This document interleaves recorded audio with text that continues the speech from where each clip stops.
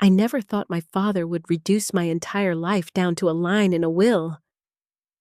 But when the lawyer's voice cracked the silence of that stuffy office, I realized everything I had sacrificed, every bill I had paid, every quiet debt I had carried for him. It all vanished beneath the shadow of one ugly truth: I wasn't his favorite. I was invisible. My name is Lorraine, though everyone just calls me Lori. I'm 51 years old, divorced, with no children, and before you judge me for that, let me tell you something: I gave up the chance to have my own family because I was too busy holding together the one I was born into. It's funny how people say blood is thicker than water, as if that somehow means loyalty. But in my family, blood was more like quicksand. The harder I struggled to hold us together, the deeper I sank. My father, Charles, was a complicated man. Or maybe that's me trying to sugarcoat the truth. He was charming when he wanted to be, cruel when he thought no one would notice, and calculated in ways that only became clear after the damage was done. Growing up, I knew he preferred my younger brother, Aaron. Dad didn't say it outright, but favoritism has a way of speaking without words. Aaron was the golden child, the one who could break things and be forgiven, the one who could fail a class and still get a pat on the back, the one whose mistakes were framed as youthful experiments. I was the one expected to clean up after him, cover his tracks, and make sure the family looked good to the outside world. I was the girl who got straight A's because anything less would disappoint him. I was the one who got a job at 16, not because I wanted pocket money, but because the electric bill was overdue, and Dad was too proud to admit he couldn't pay it. I became the parent in my own home, while my actual parents acted like children. My mother, God rest her soul, had this uncanny ability to disappear into silence whenever things got rough. She was sweet, but fragile, like glass that had been cracked so many times it could shatter if you breathed on it wrong. She let Dad do what he wanted, and she let me carry the weight. And I did because I thought that's what daughters did. By the time I turned 20, I was working 2 jobs. One paid for college tuition. The other kept food on the table for my parents and Aaron. My father never thanked me. He acted as if it was only natural that I shoulder the burden, like it was some invisible debt I owed him for being born. I told myself it was okay that one day, when the time came, he would look at me with pride, and maybe even say out loud the words I had been starving to hear: "You're my favorite." But those words never came. Years passed. I built a career, bought my own modest house, and every month, like clockwork, I sent money to my father.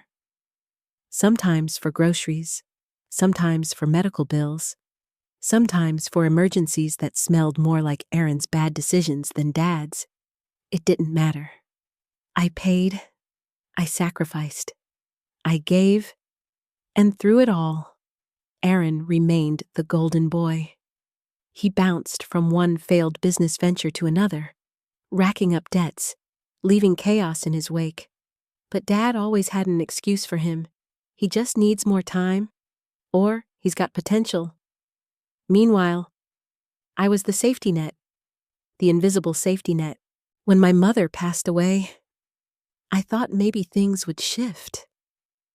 I thought Dad might finally see me, finally recognize that I was the one still standing, still holding him up while Aaron floundered. But grief has a way of hardening people, and instead of softening toward me, my father clung even tighter to my brother. It was as though losing my mother made him double down on protecting his favorite. And me, I was the background character in my own family story. The day of the will reading was like walking into a funeral all over again. Dad had passed suddenly a stroke in the middle of the night. I got the call from the hospital. Not Aaron, because when it came to responsibility, it was always me. I drove through the night, signed the paperwork, held his cold hand as the machines went silent. I thought in that moment I might feel something: anger, relief, sorrow, but what I felt was emptiness. A hollow, aching emptiness. Now, weeks later, I sat in a stiff leather chair, the smell of old paper and polished wood making me nauseous. The lawyer, an older man with wire-rimmed glasses, cleared his throat and began reading. He started with the usual formalities, his tone dry and professional. But my ears sharpened when he spoke my father's words aloud to my son. Aaron, I leave the house, the land, and the sum of— I don't even remember the number because my stomach dropped out from under me. Everything. He left everything to Aaron. And then came my part. To my daughter, Lorraine. I leave. There was a pause, as if the lawyer himself found it pitiful. A keepsake box, with personal letters and photographs. That was it. After 30 years of paying his bills, after sacrificing my life, after giving him everything I had, he left me a box of memories, like a consolation prize for the daughter who wasn't enough. Aaron smirked across the table. I'll never forget that look. It wasn't just smug, it was triumphant, like he had won some lifelong competition. He leaned back in his chair, tapping his fingers, already calculating what he'd do with the money and the land. Meanwhile, I sat frozen, my chest tightening, my throat burning with words I couldn't speak. Because if I opened my mouth, I knew I'd scream. The lawyer droned on, but I didn't hear the rest. My mind was a storm of betrayal, of unanswered questions, of grief so sharp it felt like shards of glass slicing me from the inside out. How could he do this to me? How could my father, the man I had sacrificed everything for, erase me from his legacy as if I had never existed? That night, I sat in my car outside the lawyer's office for what felt like hours. The rain tapped against the windshield, and I gripped the steering wheel until my knuckles turned white. Memories flooded me, paying his overdue mortgage, covering Aaron's DUI fines, even selling my jewelry once so Dad wouldn't lose the house. And for what? So that when all was said and done, I'd be handed a box of photographs like some afterthought. I thought about my childhood, about the way Dad would pat Aaron on the back after a baseball game, even when he struck out. While I sat on the sidelines with perfect grades and no applause, I thought about the Christmas when I bought everyone gifts with my own paycheck, only for Dad to thank Aaron for keeping the family spirit alive. I thought about all the nights I cried myself to sleep, wondering if maybe I was just unlovable. That night, in the rain, I realized something brutal: he had chosen his favorite, and it wasn't me. And maybe it never had been. But here's the thing about betrayal. It plants a seed. At first, it's just a sharp ache, a wound you can't stop poking. But given enough time, that seed grows into something darker, something that demands justice. Sitting in that car, staring at the blurred lights of the city, I felt something rise in me that I had never allowed myself to feel before: rage. Pure, unfiltered rage. For the first time in my life, I wasn't going to swallow it. I wasn't going to play the role of the dutiful daughter anymore. No. If Dad thought he could erase me, if Aaron thought he had won, They were both about to learn exactly what happens when the forgotten child decides to stop being invisible. And so, my story begins there, with betrayal, with silence breaking into screams, with rage clawing its way to the surface. But it doesn't end there, because this isn't just a story about what my father left me or didn't leave me. This is a story about revenge, about karma, about the long-buried truths that have a way of clawing themselves back into the light when you least expect it. And trust me, when they did, no one in my family was ready for the storm that followed. Got it. Here's the continuation, about 1550 more words. Picking up right where we left off, I didn't sleep that night. My body was tired, but my mind was on fire. Every thought looping back to the will, to Aaron's smirk, to the cruel finality of my father's words on paper. When dawn came, I was still sitting in my kitchen, the unopened keepsake box on the table in front of me. Its brass clasp glimmered faintly in the morning light, daring me to open it. But I couldn't. Not yet. I already knew what would be inside old photographs. Maybe a few faded birthday cards. Scraps of sentiment that couldn't pay back the thousands of dollars I'd poured into my father's life. Memories weren't currency. Memories didn't keep the lights on. Instead, I poured myself a cup of coffee, though I didn't drink it. I stared at the steam rising, my hands trembling, and for the first time in years, I let myself cry. Not the polite, silent tears I used to shed as a teenager in my bedroom so no one would hear. This was different. These were guttural sobs that tore through me. Decades of swallowed pain forcing their way out of my chest. It wasn't just grief for my father. It was grief for the girl I used to be.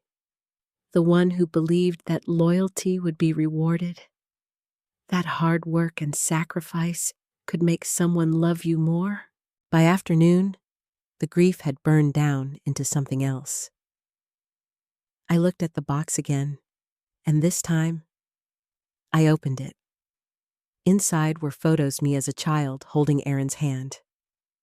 Our family posed in front of the house, Mom smiling her quiet smile in every shot. There were letters, too. His handwriting cramped and deliberate, but they weren't letters to me. They were letters to Aaron, pages and pages of them. Notes of encouragement, pride, advice. Not one addressed to me. Not one. It felt like another knife twisting inside me. But in that moment, something inside me hardened. I knew what I had to do. You see, the thing about being the one who pays the bills, the one who cleans up everyone's messes, is that you learn things. You know where the skeletons are buried because you've been the one covering them up.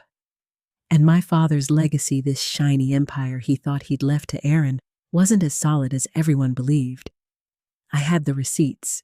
Literally. I dug out an old filing box I kept in my closet. Inside were years of bank statements, invoices, credit card bills, evidence of every dime I had funneled into Dad's life. The mortgage payment I made when the bank threatened foreclosure. The hospital bills I paid when his insurance lapsed. The bail money I posted for Aaron after his second DUI. Though Dad had sworn no one would ever know. All of it. Neatly documented.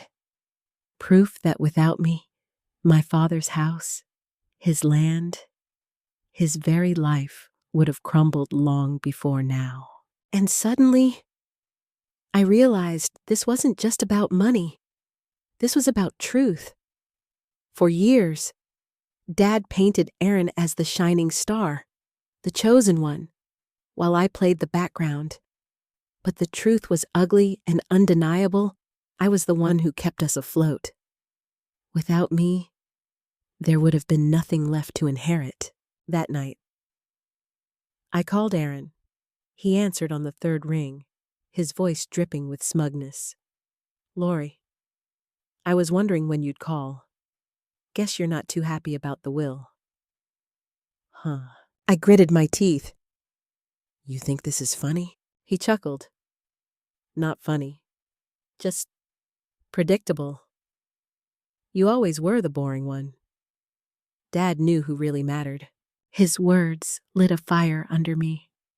I didn't yell, though. I didn't give him the satisfaction. Instead, I said quietly, "Meet me at Dad's house tomorrow. Noon. There are things you need to see." There was a pause. Then he laughed again. "Sure. I'll be there. Don't cry too hard tonight, sis." He hung up before I could respond. I spent the rest of the evening preparing. I organized the documents into neat folders, labeled them, highlighted the key payments. As I worked, I felt my anger sharpen into resolve. This wasn't just about me anymore. This was about exposing the truth, tearing down the illusion that had suffocated me my entire life. When noon came the next day, I was already at Dad's house. The air smelled stale, like dust and old secrets. I sat at the dining table with the folders spread out before me, waiting. Aaron strolled in 20 minutes late, wearing sunglasses and a cocky grin, as if he already owned the place. "Nice setup," he said, glancing at the papers. "What's this, you planning to sue me?" "Sit down," I said. My voice was calm, but my hands were steady in a way they hadn't been in years. He shrugged and dropped into a chair. "Fine. Show me what you've got." I slid the first folder toward him. "That's the mortgage. Dad was 3 months behind. I paid it." He barely glanced at it before tossing it aside. "So what, you're a bleeding heart? No one asked you to do that." I pushed the next folder forward. Hospital bills, $22,000, paid in full by me. "Again," he shrugged. "You could afford it. Big deal."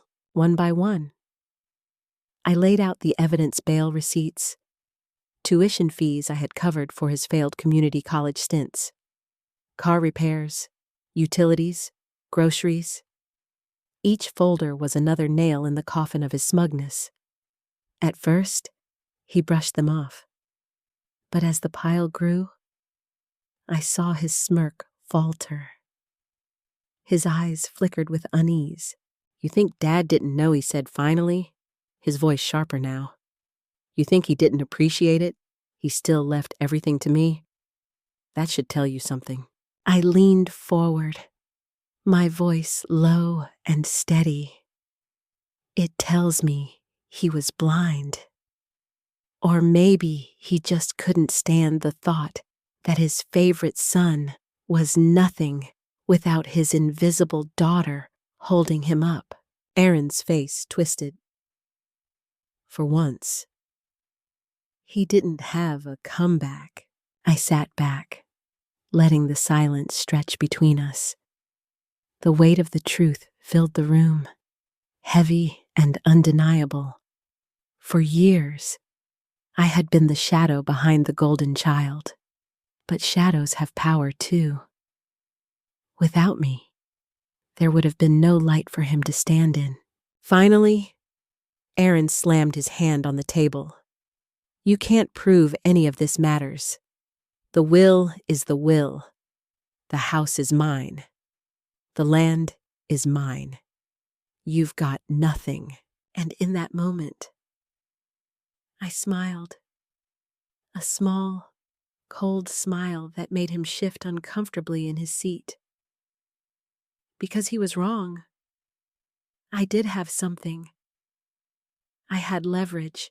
You see, hidden in those folders was one last piece of paper. A loan agreement Dad had signed, borrowing money from me to cover one of Aaron's disasters. It wasn't notarized, but it was signed in his own hand, his signature clear as day, legally binding.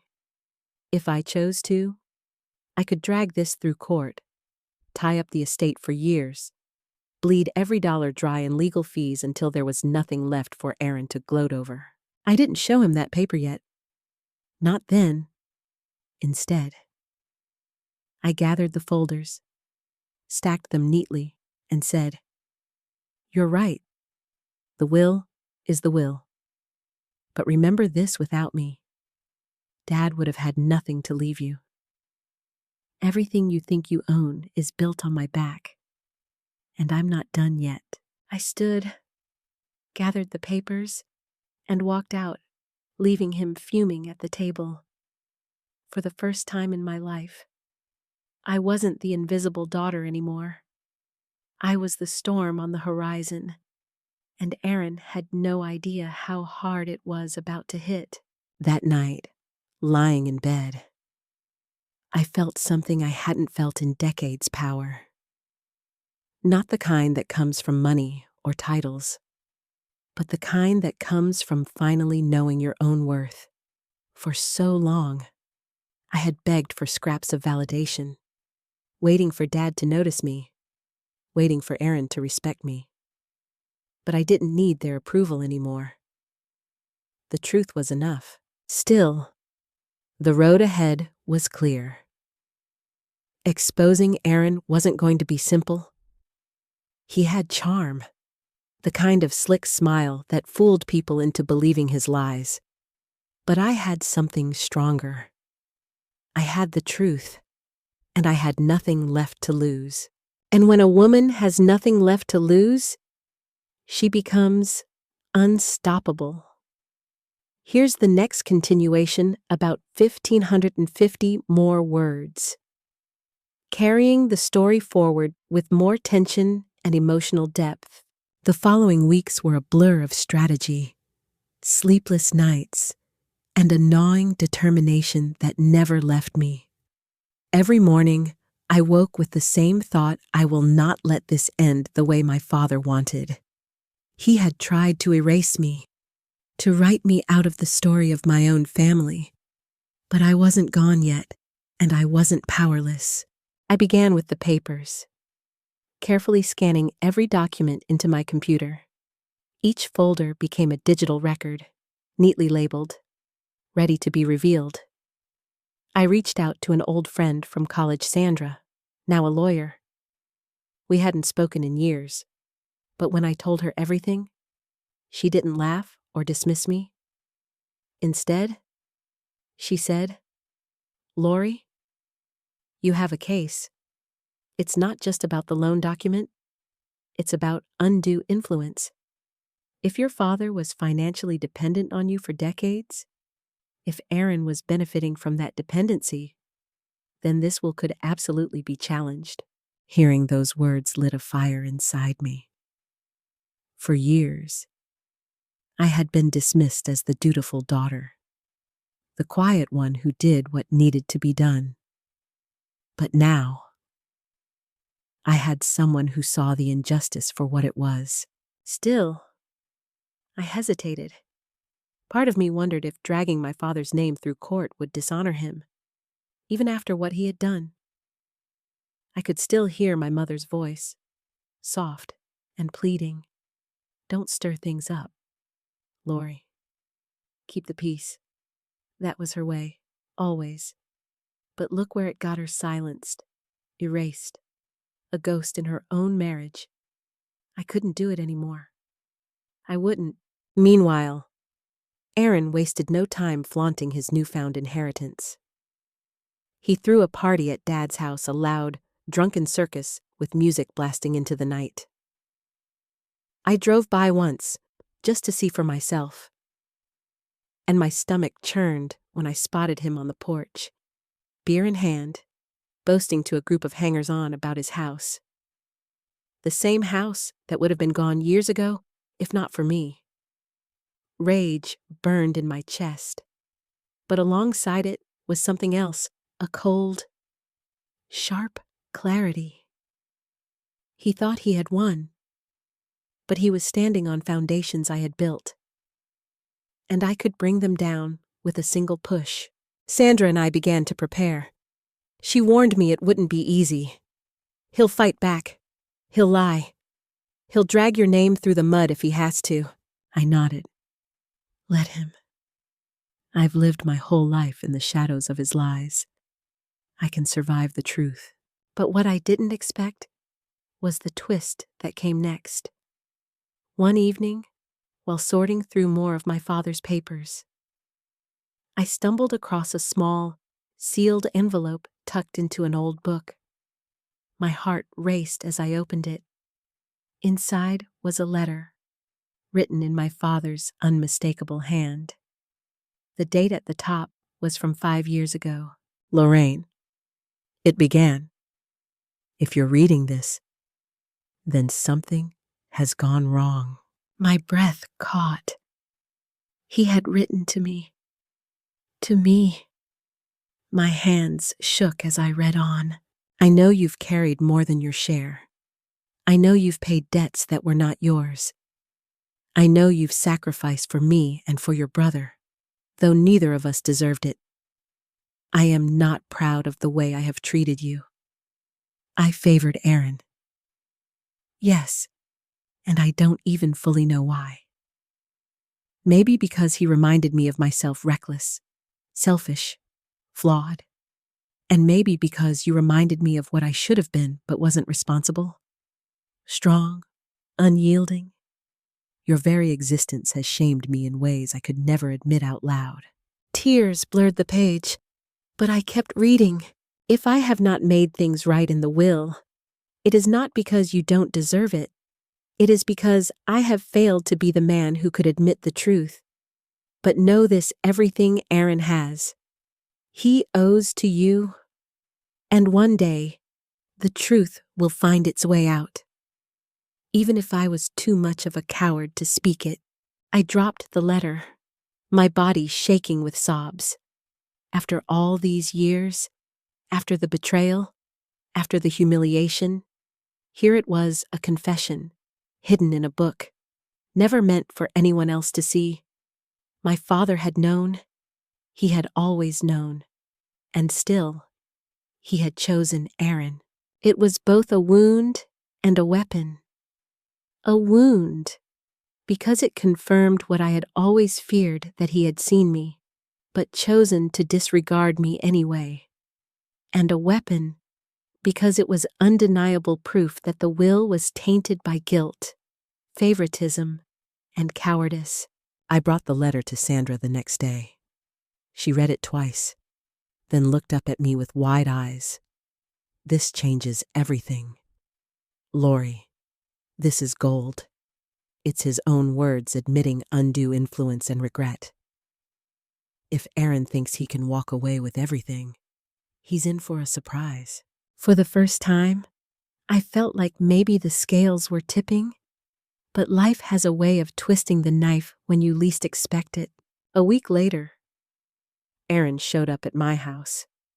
He didn't knock, he barged in, his face red with anger. "You think I don't know what you're doing?" he shouted. "Sandra called me. You're trying to steal what Dad left me." I stood my ground. I'm not stealing. I'm taking back what's mine. What I've earned. What I've paid for. Every damn day of my life. His eyes narrowed. "You always thought you were better than me? But Dad knew the truth.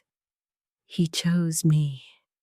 That letter you found worthless. He still left it all to me." He stepped closer, his voice low and venomous. "If you fight me, I'll destroy you. I'll tell everyone you were nothing but a bitter old maid, jealous of her younger brother. I'll make sure no one believes your story." Something in me snapped then. I leaned forward until my face was inches from his and whispered, "Try me." The rage in his eyes faltered, just for a moment. Then he turned on his heel and stormed out, slamming the door so hard the walls rattled. That night, I sat in silence, the weight of everything pressing down on me. The court battle ahead, the risk of losing, the possibility of airing all our family's dirty laundry in public, it terrified me. But underneath the fear was something else. Freedom. For the first time. I wasn't shrinking. I wasn't playing peacemaker. I was standing up, even if it meant standing alone. The hearing was set for 3 months later. Those months were some of the longest of my life. Friends asked why I was doing this, why I didn't just let it go, but they didn't understand. This wasn't just about money or property. This was about reclaiming the years I had lost, the years I had spent erasing myself for the sake of others. This was about finally saying I matter. The day of the hearing, I stood outside the courthouse in a navy suit that felt too stiff, my palms sweaty. Sandra was beside me, calm and confident. Aaron arrived with his lawyer, his smirk firmly back in place. But when our eyes met, I saw something else flicker there. Fear. He knew the truth was dangerous, and he knew I had it. Inside, the courtroom was cold and impersonal, but to me, it felt like a battlefield. The judge listened as Sandra presented the documents, the payments, the loan, and finally, the letter. My father's voice echoed in the courtroom as Sandra read it aloud. Every regret, every admission filling the silence. Aaron's lawyer tried to argue it was irrelevant, that it didn't change the legal weight of the will. But the judge's expression told me otherwise.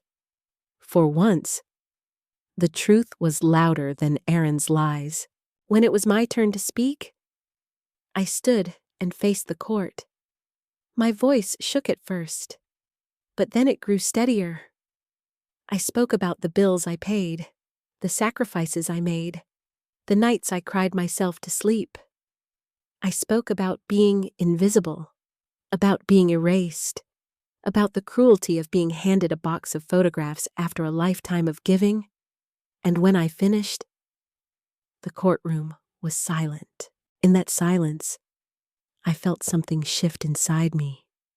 For decades, I had begged to be seen, and now, for the first time, I was. Here's the final continuation, about 1,550 more words, carrying the story to its climax and conclusion. The judge deliberated for weeks. Each day felt like walking on a knife's edge. Every phone call sending my heart racing, every letter in the mailbox making my stomach clench. Sandra kept telling me, "These things take time. Lori, don't lose hope." But hope had always been a fragile thing in my life. Something that slipped through my fingers the moment I thought I had a grip on it. In those weeks, I found myself returning again and again to my father's letter. I read it so often the paper began to soften at the creases. His words haunted me. "Your very existence has shamed me in ways I could never admit out loud." I couldn't decide if they were meant to comfort me or cut me deeper. Maybe both. But every time I read them, I was reminded of the little girl inside me who had once craved his approval. That girl would never get it. And maybe, finally, that was okay. When the ruling finally came, it wasn't everything I had dreamed of, but it was enough. The judge declared the will compromised by undue influence and inequity. The estate would be divided equally between Aaron and me. The house, the land, the money split down the middle. Aaron's face in that courtroom is something I'll never forget. His smugness drained away, leaving only fury and disbelief. He muttered under his breath, cursed, slammed his fist against the table. The bailiff had to warn him twice to keep quiet. And I sat still, my hands folded, my heart thundering in my chest. Not because of the money I could have lived without it, but because for the first time in my life, I wasn't erased. Of course, Aaron didn't stop there. He launched into appeals, tried to drag the process out, spread rumors about me around town. He told anyone who would listen that I was a greedy spinster, that I was trying to steal what was rightfully his. But here's the thing. Rumors can only live if people believe them. And people had heard my story in court. They had seen the evidence. They had heard the letter. Whispers began to shift. Suddenly, it wasn't me who looked greedy. It was him. The community that had once turned a blind eye to his recklessness now looked at him with suspicion. Doors that had always opened for him began to close. Invitations stopped coming. His hangers-on disappeared once the easy money and favors dried up. And for the first time, I began to feel free of his shadow. With my share of the inheritance, I didn't buy anything flashy. No new car, no grand vacations. Instead, I paid off the last of my mortgage. I set up a small scholarship fund in my mother's name at the local community college, just enough to help 1 or 2 struggling girls each year. Girls like me who carried too much responsibility on their shoulders. I wanted them to know they weren't invisible. And then, one evening, I drove out to the house. Half of it was mine now, but I didn't want to live there. Too many ghosts. Too many memories etched into the walls. Still, I needed to see it one last time. The sun was setting, casting long shadows across the porch where Aaron used to sit, pretending he owned the world. The house looked tired, sagging under the weight of years. I walked through the rooms slowly, touching the banister, the worn edges of the kitchen counters. In the living room, I found one last photo I hadn't seen before me at 10 years old, holding up a report card with straight A's. My father stood beside me, unsmiling, his arm around Aaron, who was clutching a baseball glove. I stared at it for a long time before slipping it into my bag. Proof of how it had always been. Proof of what I had survived. As I drove away, I didn't feel bitter. I didn't feel triumphant either. What I felt was something quieter, a release. For so long, my life had revolved around chasing validation from people who could never give it. I had defined myself by their blindness, but now I had broken free. Aaron and I don't speak anymore. The last time I saw him was in court, his eyes burning with hatred. Maybe he'll never forgive me. Maybe he'll spend the rest of his life clinging to the belief that he was the favorite, that he was the chosen one. But the truth is, being chosen isn't always a blessing. Sometimes it's a curse. And in the end, his curse was that he never learned to stand on his own 2 feet. As for me, I've learned that worth isn't something you can beg for. It isn't written in a will or sealed in an envelope. Worth is what you carry inside you, what you build with your own hands when no one else will help. I carried this family for decades, unseen and unthanked. But I know the truth now. I was never invisible. I was indispensable. And maybe that's the real lesson in all of this. Family can betray you. They can blind themselves to your sacrifices, write you out of their stories, leave you holding nothing but scraps. But betrayal doesn't define you. Your response does. I could have let my father's will be the final word, a cruel erasure of everything I had given. But instead, I chose to fight. I chose to stand up. I chose to be seen.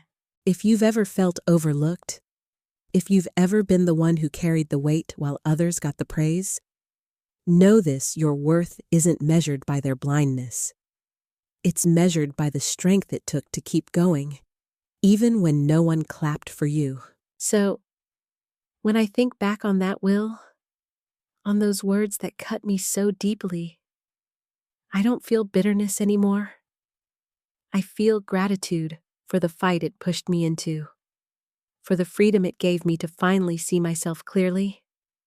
Dad put his favorite child in the will, but he forgot who paid his bills. And now, I'll never forget who I am. If my story touched you, if you've seen yourself in these words, please take a moment to like this video, share it with someone who might need to hear it, and subscribe for more stories from the heart. And I'd love to hear from you in the comments. Have you ever felt invisible in your own family? Did you ever have to fight to be seen? Tell me your story.